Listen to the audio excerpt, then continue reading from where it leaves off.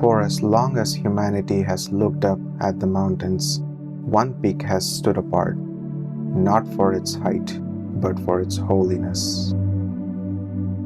Mount Kailash.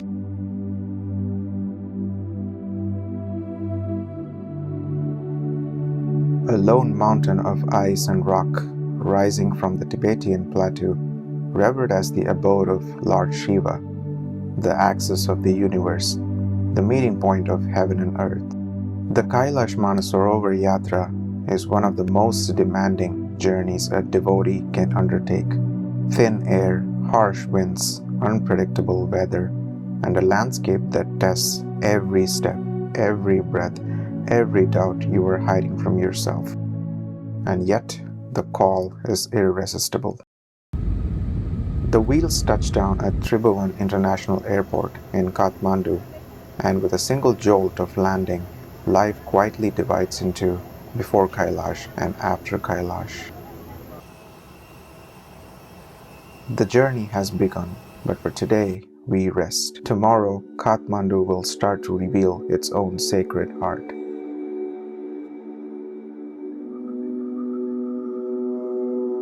Time to meet Nepal.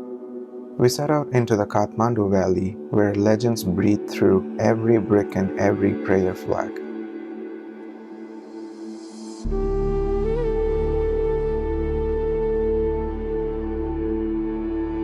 Our first stop is the towering Shiva statue, rising above the landscape like a reminder. This entire journey is under his grace. Standing at the feet of Mahadev, we feel small but not insignificant, like a single note in a larger divine song.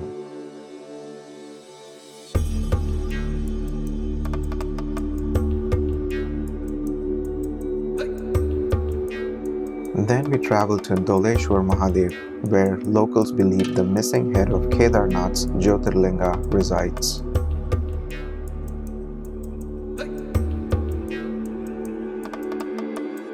It is said that the body lies in Kedarnath and head rest here in Nepal.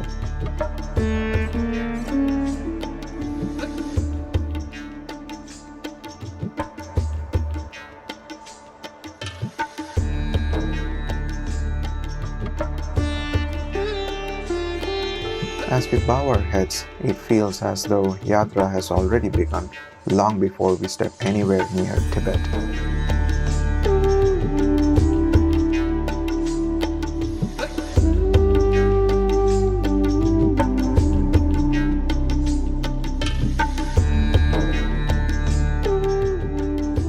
At Swayambhunath, the monkey temple, the city stretches out beneath us. An ocean of rooftops and roads, crowned by all-seeing eyes of Buddha, painted on the stupa. Here, Hindu and Buddhist devotion blend seamlessly, like two rivers becoming one.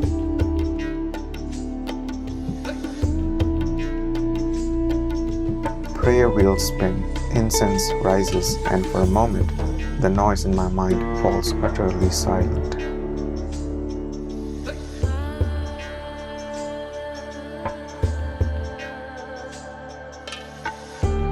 Kathmandu Darbar Square is history carved in wood and stone. We walk past ancient courtyards, palaces and shrines until we reach the home of the living goddess. Somewhere behind these latticed windows lives a young girl believed to be the embodiment of divine power.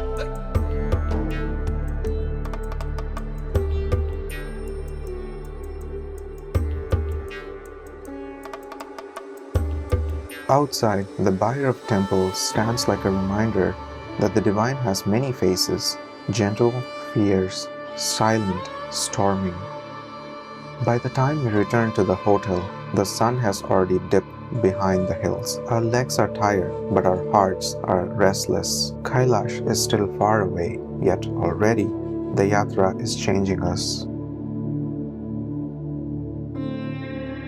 At Pashupatinath, one of the holiest shrines of Lord Shiva, the Bagmati river flows quietly past cremation ghats where fire and ash mark the end of earthly journeys.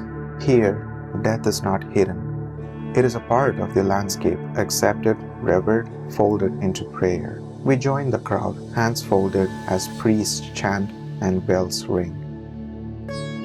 From there, we visit Jal Narayan, the reclining Vishnu, lying peacefully in a sacred pond.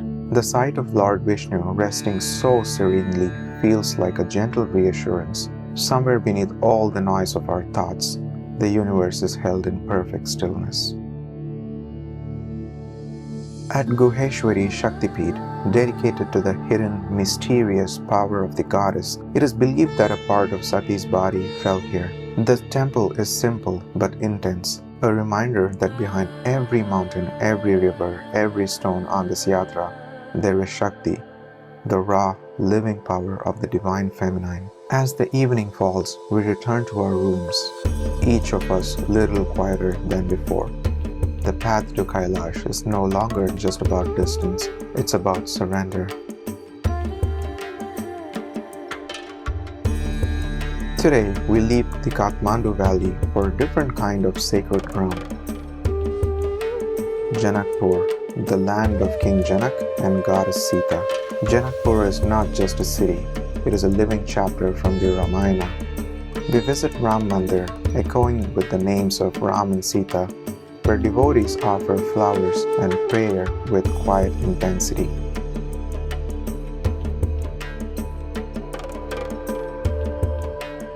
Just beside it stands a temple dedicated to the Kuldevi, the patron goddess of King Janak's lineage, revered as Rajdevi or Rajeshwari. It is believed that for generations, kings and commoners alike have come here to seek her blessings before any great undertaking.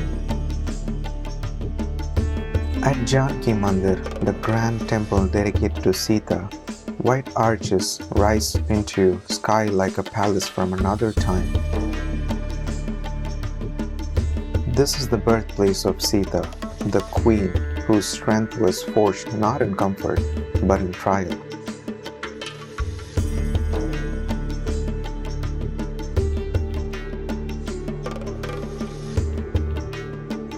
Walking through the courtyards, I can almost hear the echoes of her footsteps, her quiet resolve, her unwavering faith.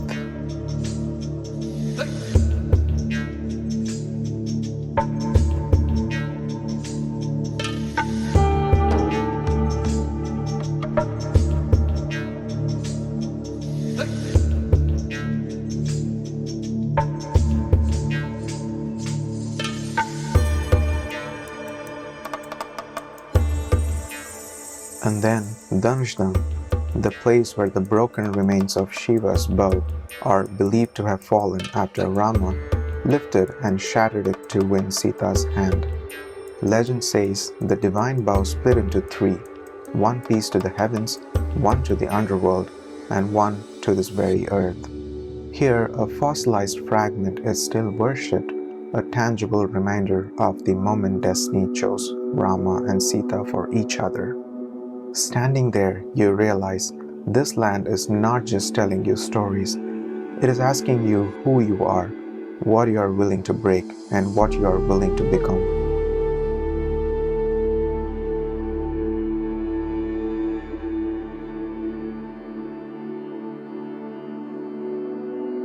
By evening, we fly back to Kathmandu, bodies tired from our travel, but hearts overflowing. Kailash still waits, but now our path has passed through the love story of Rama and Sita, through vows, bows, and unbroken thread of dharma that ties everything together.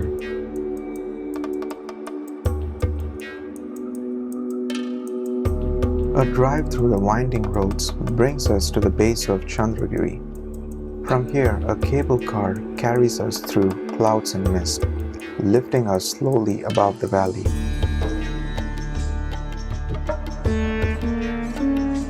As the cabins glide higher, the chaos of the city falls away, replaced by sweeping view of hills, forest, and, if sky is kind, the distant outline of Himalayan giants.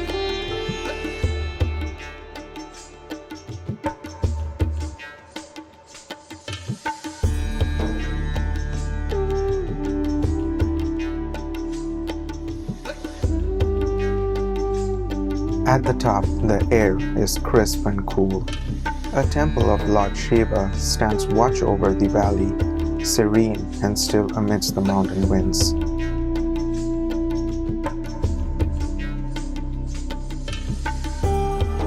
It is easy to imagine that from here, the gods look down and see everything, our plans, our fears, our smallness.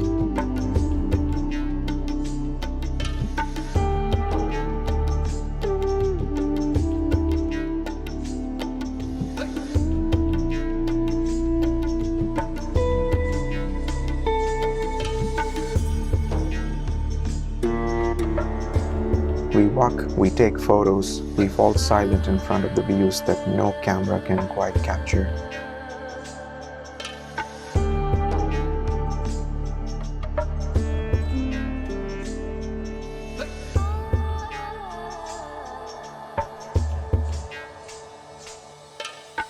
By evening, we are back in Kathmandu, returning once more to Pashupatinath, this time for the evening Aarti.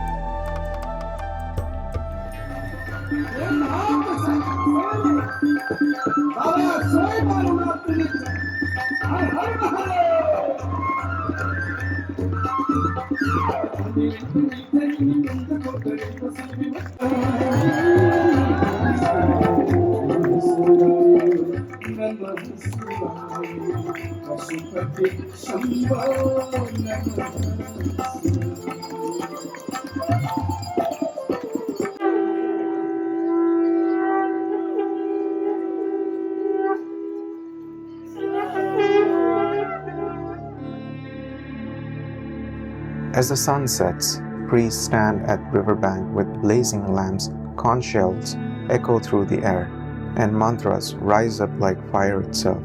The reflection of the Aarti dances on the dark waters of Bagmati, as if the river is carrying our prayers downstream out into the world. Tonight, the yatra feels very near. Tomorrow, the journey to Kailash truly begins.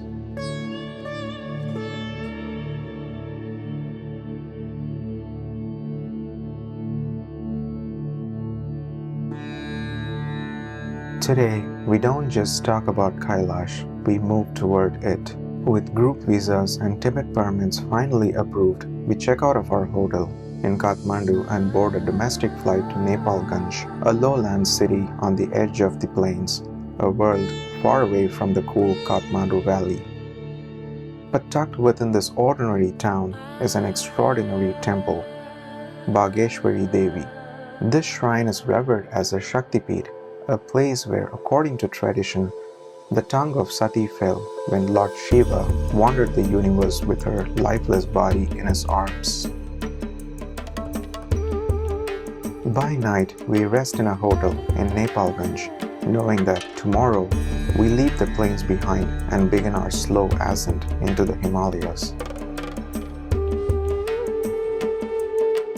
From Nepalgunj, a small plane carries us into another world.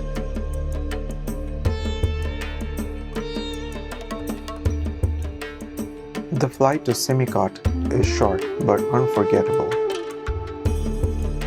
Mountains rising beneath us, ridges and valleys folding into one another like the pages of an ancient, unread book. When we land, the airport is little more than a strip of runway carved into the mountainside.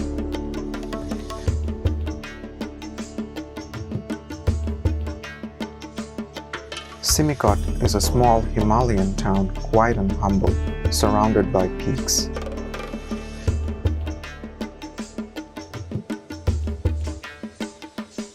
We check into a simple hotel, drop our bags and step out to explore.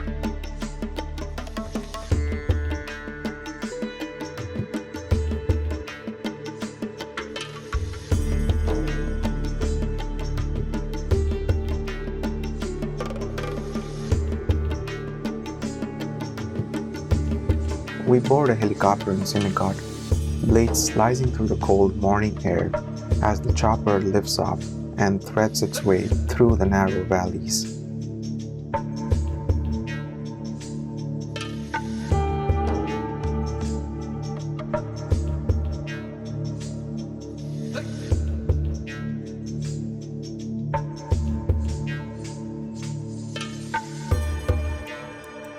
In about 30 minutes, we arrive at Hilsa, a small border town where Nepal ends and Tibet begins.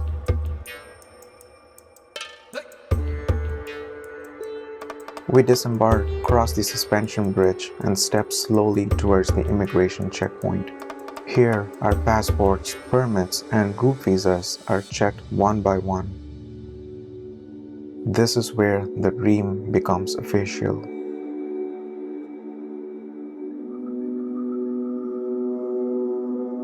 After the formalities, we board vehicles that will carry us into Tibet towards Manasarovar.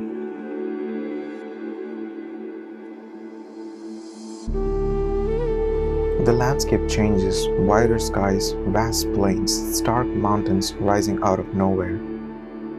Somewhere along this ride, we catch the first glimpse of Rakshasthal, the dark, windswept lake associated with intense, fierce energies.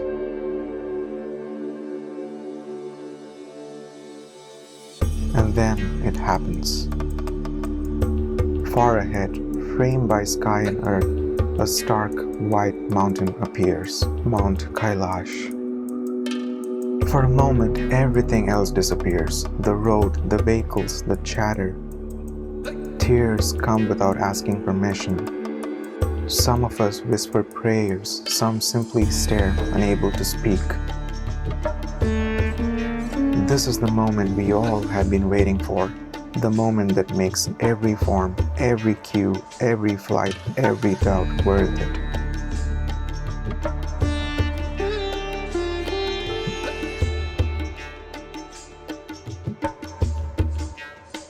By evening, we reach Manasarovar and check into a newly built luxury hotel near the lake. Even from here, the energy feels different. Vast, ancient, and impossibly still.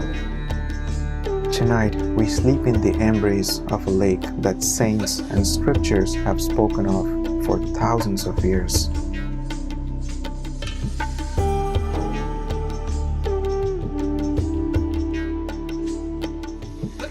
Today begins with the warmth of natural hot spring at the hotel. A rare blessing in this harsh landscape. As we sink into the steaming water, the cold air on our faces and the heat on our skin feels like a cleansing of fatigue, of fear, of everything we carried with us up to this point.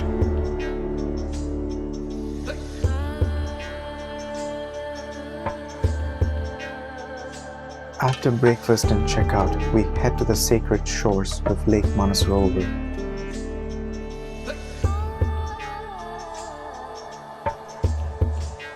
This is a lake that exists more in scriptures and devotion than in geography. It is said that the gods themselves bathe here, that simply touching its waters can purify lifetimes of karma.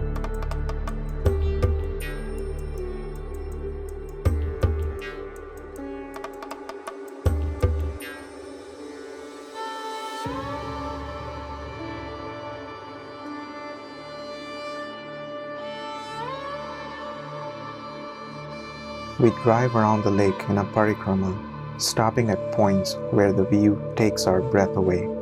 Kailash reflected in its waters, clouds wrapped around its peak like a shawl of light. Prayers are whispered, mantras chanted, tears shed quietly.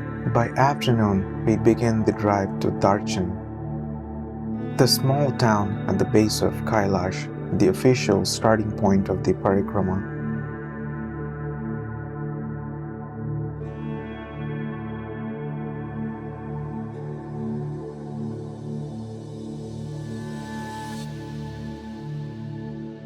As we arrive and check into our hotel, Kailash looms closer, clearer, more real than ever.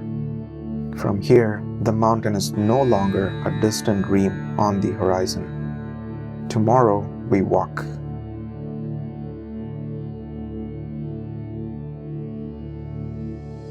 Today is the first day of Parikrama. We drive a short distance from Darchen to a place called Yamadwar, the gate of Yama. The gateway between life and death. Tradition says that passing through Yamadwar with the name of Shiva in your heart helps dissolve the fear of death itself. We step through the gate one by one, prayer flags fluttering overhead, the wind cold and sharp. On the other side, the trail stretches out towards Kailash and real yatra begins. The walk to Dirapuk is long but gentle, following a valley that gradually rises towards the north face of the mountain.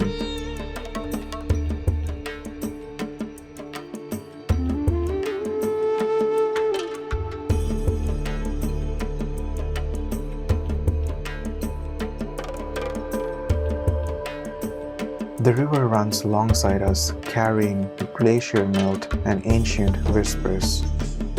Hours pass in the rhythm of breath and footsteps. Some walk in silence, some chant, some share stories to distract themselves from the altitude and the fatigue. By late afternoon, we reach Dirapuk around 4,900 to 5,000 meters above sea level, the closest point to the north face of Kailash on this route. The view here is overwhelming. The entire north face stands before us, stark and magnificent, as if the mountain has turned to look at us directly in the eye. In the thin air, every moment is slower, every breath more precious. We settle into a basic dorm for the night. Simple beds, warm blankets, minimal facilities. Yet nothing feels lacking. We did not come here for comfort. We came to sleep in the presence of a mountain that has witnessed the rise and fall of civilizations.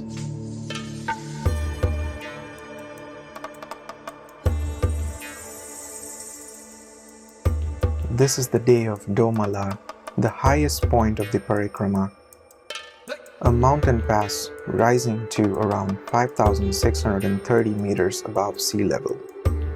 The trail rises steeply, and for the first time, every step demands not just effort, but willpower. The body protests, the lungs burn, the heart pounds loudly in your ears. As we climb higher, prayer flags appear along the slope, strung across rocks and cairns.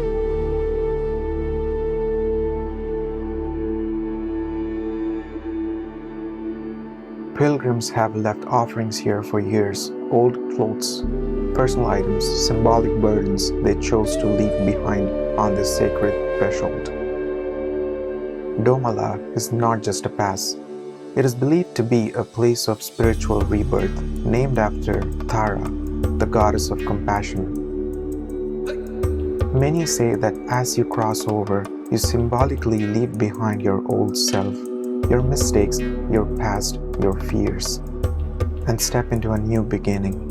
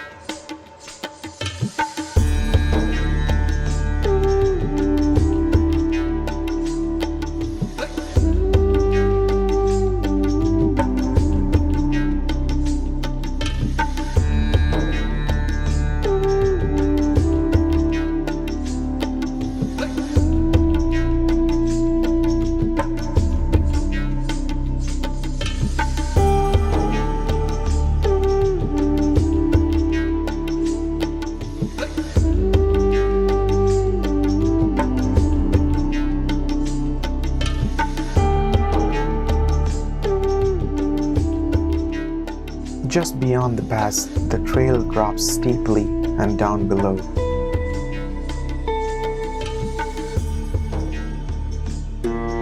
A glacial lake glows an otherworldly blue, Gauri Kund. the lake of compassion.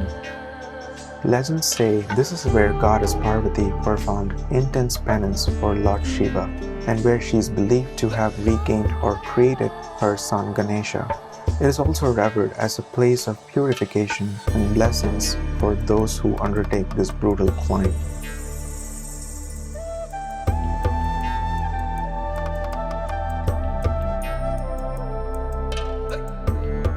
Staring down at the sacred water, some of us whisper prayers for our families, for forgiveness, for strength. Some can barely speak at all.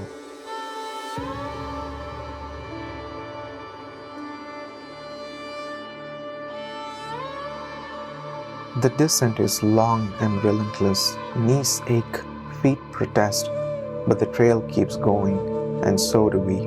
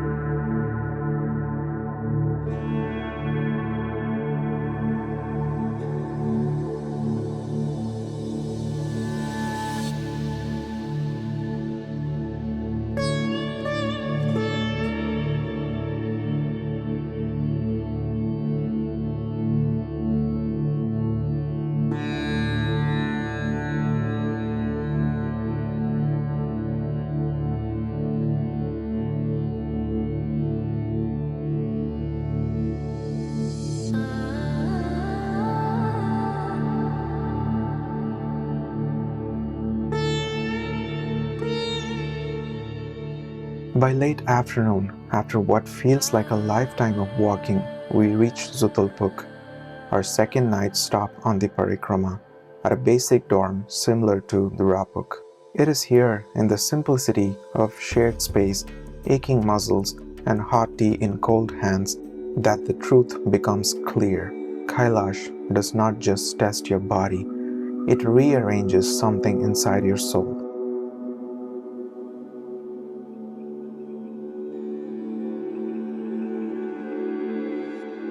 The third and final day of Parikrama is, by comparison, gentler, but no less meaningful. From Zuthulpuk, the trail gradually flattens out. The hardest climbs are behind us, the landscape opens, the river widens, and a quiet realization begins to sink in. We are about to finish walking around Mount Kailash. 4 to 5 hours of walking later, we reach the end point of the Kora.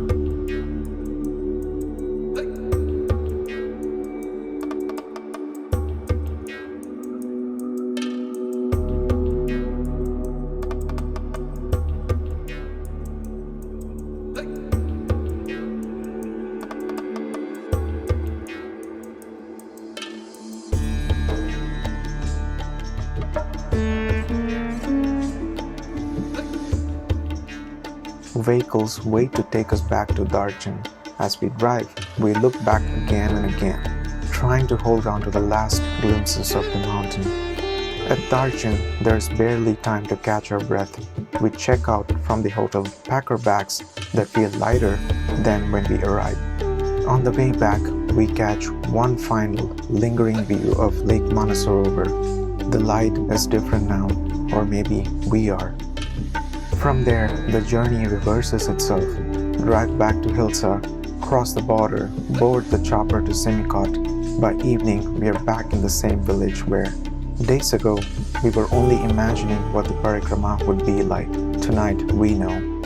The final day of travel, Simikot to Nepalgunj to Kathmandu, a chain of flights that slowly brings us back to the world we left behind. Somewhere far away, across the borders and ranges, Mount Kailash stands exactly as it has stood for ages, unchanged, unmoved, indifferent to our arrival and departure. And yet, for us, everything has changed. We came to Kailash carrying prayers, questions, fears, and hopes. We return with something harder to explain, a silence that feels full, a tiredness that feels sacred, a sense that the mountain has taken something from us and given something back in return. This yatra is not about conquering a peak. No one conquers Kailash. It is about being allowed, for a brief moment in a short human life, to stand in the presence of something utterly beyond comprehension, and to walk away knowing that somehow it has seen you. Kailash is no longer just a place on a map. It is a place inside me.